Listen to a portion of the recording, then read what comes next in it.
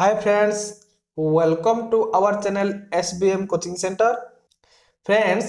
आमे पूर्व वीडियो देखिथिले दक्षिण आफ्रिका रे गांधीजी दक्षिण आफ्रिका रे गांधीजी केमिति हमर जो कला गोरा भेदभाव थिला जो वर्ण वैषम्य थिला भारतीय माननकु दक्षिण आफ्रिका रे केमिति इंग्रज माने एही गोरा माने केमिति अन्याय अत्याचार करुथुले आमे समस्त आलोचना करथिले। आज देखिबा में गांधीजी भारत रे प्रथम आंदोलन कि आंदोलन ना चंपारण आंदोलन सांग माने ये होची आपण मानक दशम श्रेणी इतिहास बही। तो यही आंदोलन रे देखिबा चंपारण आंदोलन आपण मानक परीक्षा पाई बहुत बहुत इंपोर्टेंट क्वेश्चन। तो सेति पे आपण माने ध्यान देई वीडियो देखंतु एवं सहज सरल भाव रे हम सब एगुडी को बुझीबा।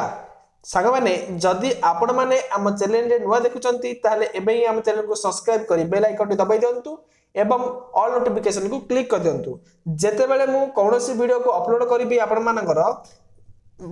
एग्जाम रिलेटिव हो किबा क्वेश्चन आंसर हो किबा जे कोनोसी वीडियो अपलोड करिबी ताले सर्वप्रथम आपण माने ही यार नोटिफिकेशन दी पाई परिबे। तो चलंतु डेरी नगर वीडियो को स्टार्ट करबा। तो कोन हेची चंपारण आंदोलन कोन ना देखिबा भारत रे गांधीजी द्वारा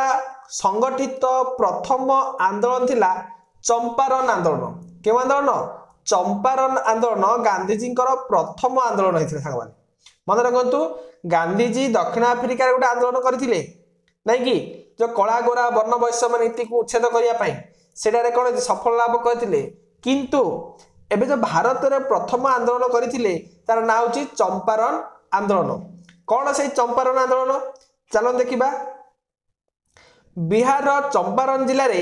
चाषी मानकु 20 भाग जमीर 20 भाग रु 3 भाग अंचल रे नील उत्पादन करिया पई इंग्रज वृक्षरोपणकारी मानक द्वारा बाध्य करा जाई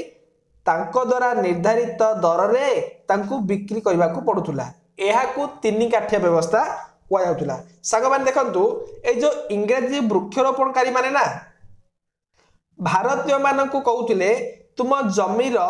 20 भाग अंचल रु 3 भाग अंचल रे कोन करिवो नील उत्पादन बा नील चाष करिवो। नील चाष कोन आपण माने जो जीन्स पैंट गुडी को देखुचंती पिंदुचंती से जीन्स पैंट रे जो नील रंग लागुनी कि हां से नील गुडी को एई चाष जमीर भारत रे उत्पादन होबार। तो इंग्रज माने कहउथिले केते भाग अंचल ना तुम जमीर 20 भाग अंशरु 20 भाग रु 3 भाग अंचल रे नील उत्पादन करिवो। नील उत्पादन करबा सहित आउ कोन होतुला ना जेतिकी नील उत्पादन हबो सेही 3 भाग जेतिकी नील उत्पादन हबो सेही नील गुडी को इंग्रज माने कोन करथुले ताको निर्धारित दर रे किनुथुले। इंग्रज माने ताके आगे कोन करिवे दर निर्धारित करिवे से माने केते टंका रे किनिबे ताके निर्धारित करिवे। अच्छा संग माने कहिले इंग्रज माने जदि किनिबे भारतीय मानक ठर नील ताहले से माने आकार निर्धारण करिवे ता अर्थ से माने अधिक दाम करिवे ना कम दाम कहिबे। निश्चित रूपे से माने कम दाम कहिबे भारतीय माने कम दाम रे किनि कि लेबे। सेति पई से माने को करथुले एई जो वृक्षरोपणकारी माने 3 भाग अंचल रे 20 भाग रु 3 भाग अंचल रे नील उत्पादन करिया पई कहउथुले। ता सहित सेमानक द्वारा दर निर्धारण होतुला। दर निर्धारित करी से इंग्रज मानक बिक्री करबा को पड़ुतुला। एहा को कोन को कुआ जाय एहा को कुआ जाउतुला ना 3 काठिया व्यवस्था। की व्यवस्था? 3 काठिया व्यवस्था कुआ जाउतुला। मने पड़िला माने देखंतु पुनी थरे कहूची बिहार चंपारण जिल्ला रे चाषी माने जमीर 3 भाग 20 भाग रु 3 भाग अंचल रे इंग्रजी वृक्षरोपणकारी मानक द्वारा चाष करिया पई कुआ जाउतुला एवं सेमानक द्वारा दर निर्धारित होई सेमानक बिक्री करिया को पडुथुला। तो ताहाकु कोन कुआ जाय ताहाकु 3 काठिया व्यवस्था कुआ जाउथुला। तापरे कोन देखंतु परवर्ती समय रे नीलर चाहिदा ह्रास पाइबारु चाषी मानकु नील चाष बाध्यतामूलक न करिवा पई जमीर भड़ा वृद्धि करागला। किंतु परवर्ती समय रे देखा गला नीलर चाहिदा कमिला। काहे कि कमिला नील चाहिदा? काहे कि ना सेते बेले अन्य देशर माने जर्मनी रे कोन कराउतले ना कल कारखाना बढ़िबा द्वारा एवं रासायनिक पद्धति रे नील गुड़िक उत्पादन करागला जिते रासायनिक पद्धति रे नील उत्पादन करागला एमे ए नील गुड़ी को इंग्रेज माने भारत रो कहीं किन नेबे से माने सीधा सड़क जर्मनी सहित संपर्क करी जर्मनी नील कम दाम रे आनिबे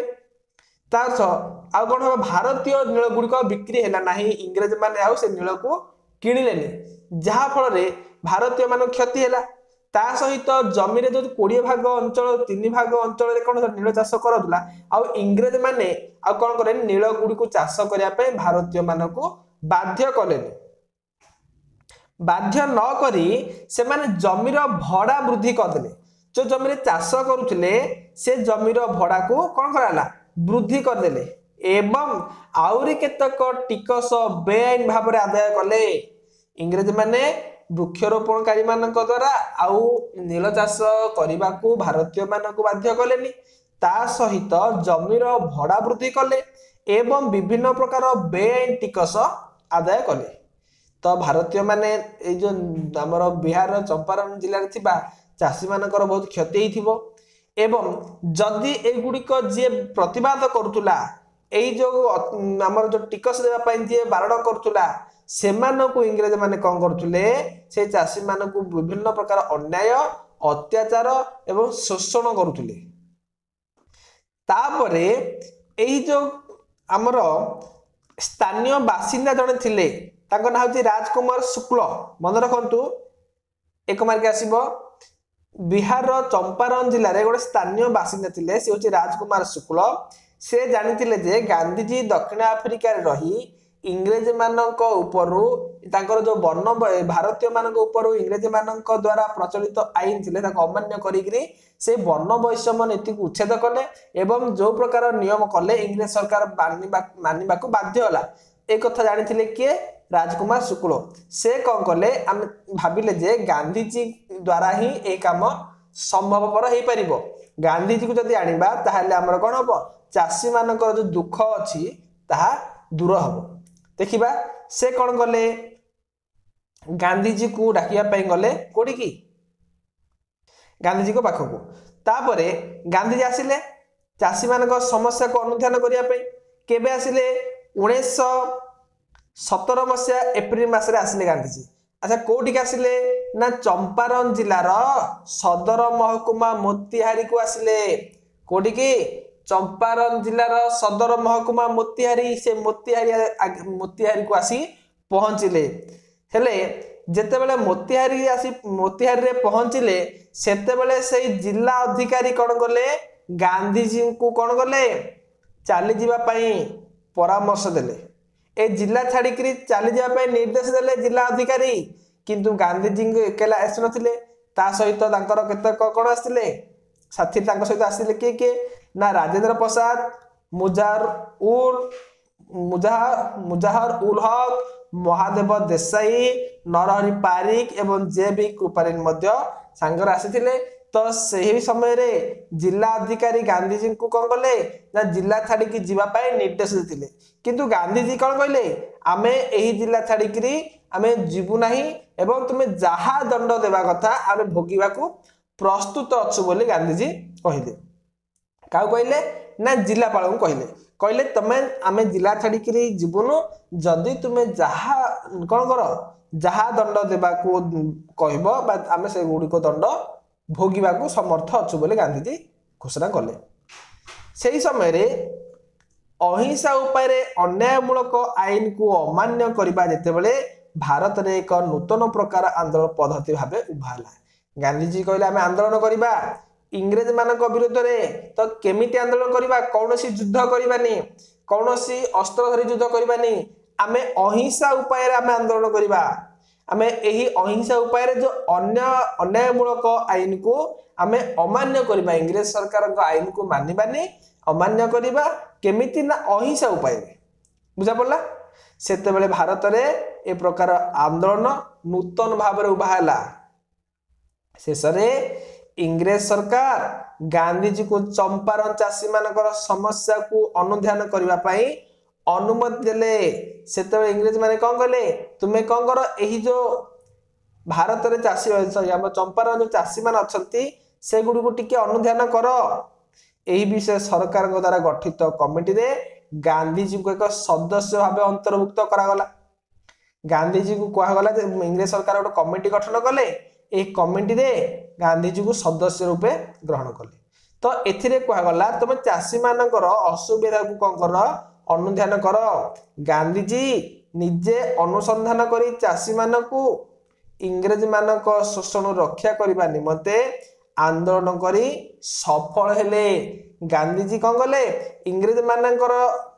ଗାନ୍ଧୀଜୀ କ'ଣ କଲେ ନା ଚାଷୀମାନଙ୍କୁ ସମର୍ଥନ କରି ଆନ୍ଦୋଳନ କଲେ ଏବଂ ଏହାର କ'ଣ ସଫଳ ଲାଭ କରିଥିଲେ। ତିନି କାଠିଆ ବ୍ୟବସ୍ଥା କ'ଣ ହେଲା, ଉଚ୍ଛେଦ ହୋଇଗଲା। ଇଂରେଜ ମାଲିକ ତଥା ବେଆଇନ ଭାବେ ଆଦାୟ କରାଯାଇଥିବା ଅର୍ଥର ଶତକଡ଼ା 25 ଭାଗ କ'ଣ କରାଗଲା, ଚାଷୀମାନଙ୍କୁ ଫେରାଇ ଦିଆଗଲା। ବୁଝିଲେ ସାଙ୍ଗମାନେ, ଚାଷୀମାନଙ୍କୁ ଫେରାଇ ଦିଆଗଲା। ଗାନ୍ଧୀଜୀ କହିଲେ ଯେଉଁ ଇଂରେଜ କ'ଣ ହେଇଛି ଶତକଡ଼ା ଯେଉଁ 25 ଭାଗ, ସେ 25 ଭାଗ ଫେରାଇ ଦେବା ପାଇଁ ଗାନ୍ଧୀଜୀ ଇଂରେଜମାନଙ୍କୁ କହିଲେ। 1 ବର୍ଷ ପରେ ବା 1 ବର୍ଷ ମଧ୍ୟରେ ଇଂରେଜ ବୃକ୍ଷରୋପଣକାରୀ ମାନେ ସେ ସ୍ଥାନ ଛାଡ଼ି ଚାଲି ଯାଇଥିଲେ ଏବଂ ଚମ୍ପାରଣ ଆନ୍ଦୋଳନ ଗାନ୍ଧୀଜୀଙ୍କ ନେତୃତ୍ୱରେ ଭାରତର ପ୍ରଥମ ସଫଳ ଅହିଂସା ଆନ୍ଦୋଳନ ଥିଲା। ଏଇ ଯେଉଁ ଗାନ୍ଧୀଜୀ ଚମ୍ପାରଣ ଜିଲ୍ଲାରେ ଆନ୍ଦୋଳନ କଲେ, ଏ ହେଉଛି ଆନ୍ଦୋଳନ ସଫଳ ଲାଭ କଲେ। ଏଇ ଚମ୍ପାରଣ ଆନ୍ଦୋଳନ ହେଉଛି ଗାନ୍ଧୀଜୀଙ୍କ ଭାରତରେ ପ୍ରଥମ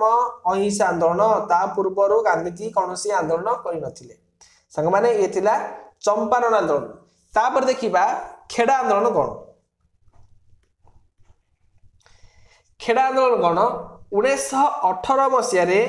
ଦୁର୍ଭିକ୍ଷ ଯୋଗୁଁ ଗୁଜୁରାଟ ସ୍ଥିତ ଖେଡ଼ା ଜିଲ୍ଲାରେ ଶସ୍ୟ ଉତ୍ପାଦନ ବାଧାପ୍ରାପ୍ତ ହେଲା।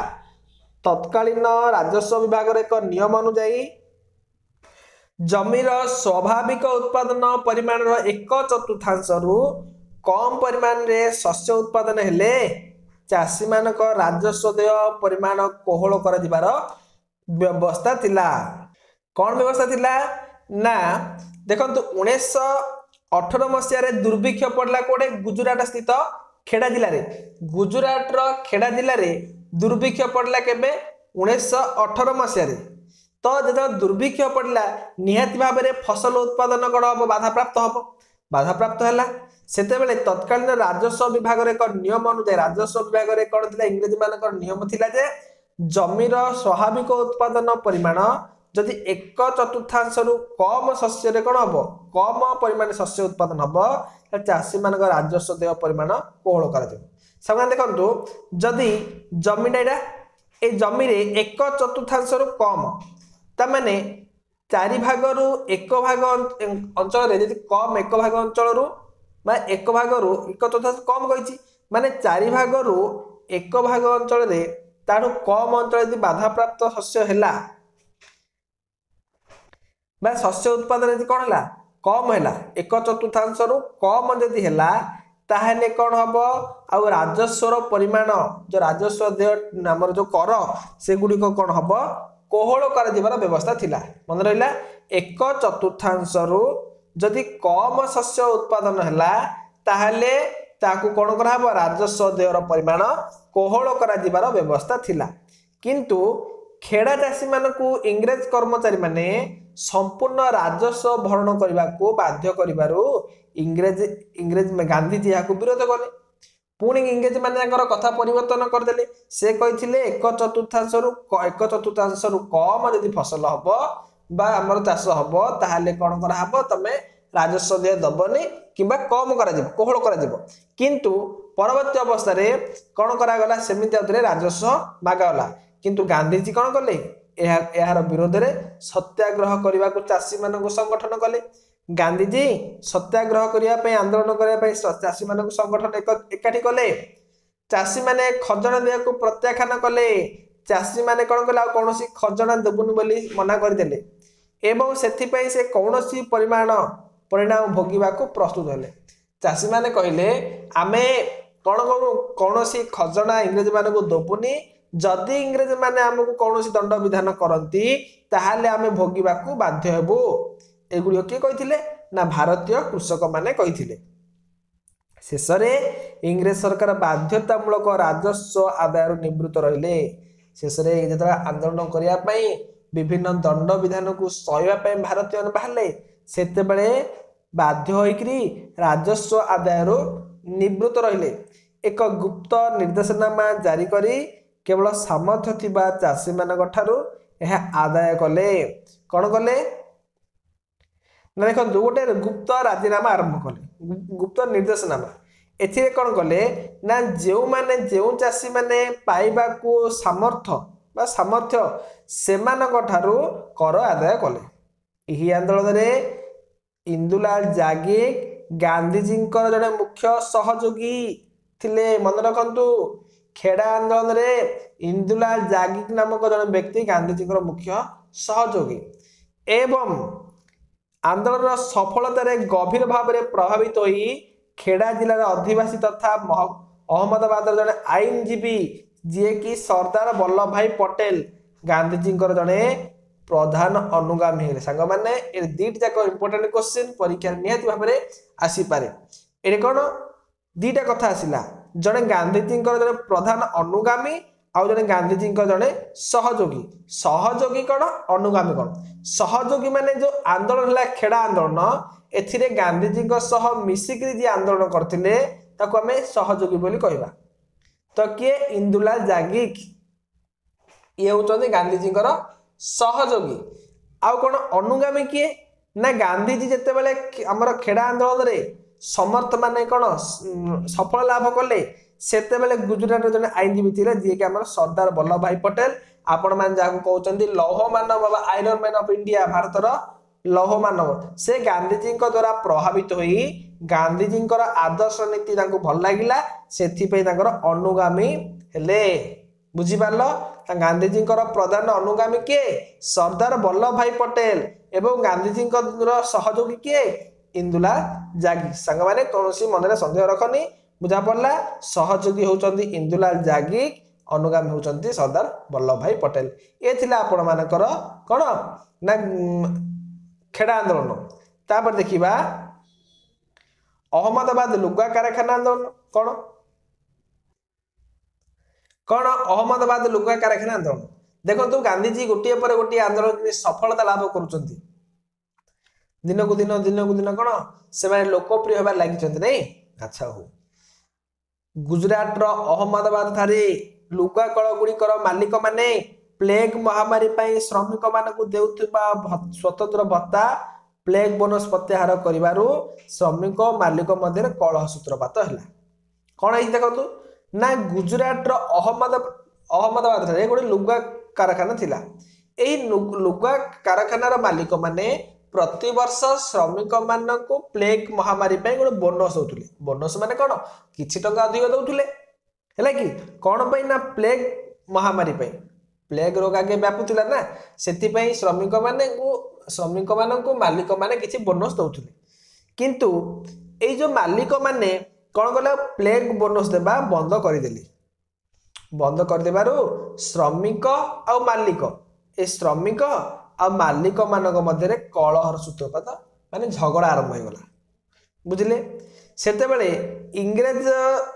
जिलापाल अनुरोध क्रमे गांधीजी यही कलहर हस्तक्षेप कले एथिपाई एक ट्रिब्यूनाल गठन कले नियुक्ति करी यार निष्पत्ति ग्रहण करने को उभय पक्ष को राजी कराइले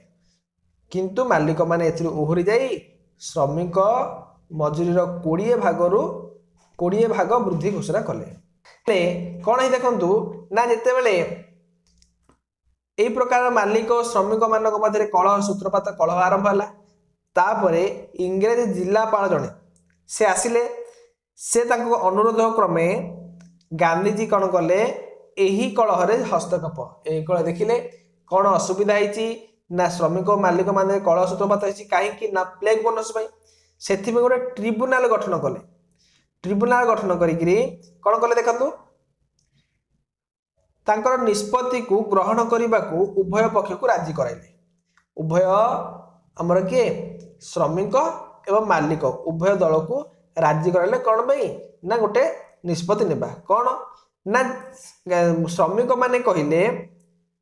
आमको 35 भाग दरकार किंतु मालिक माने कहले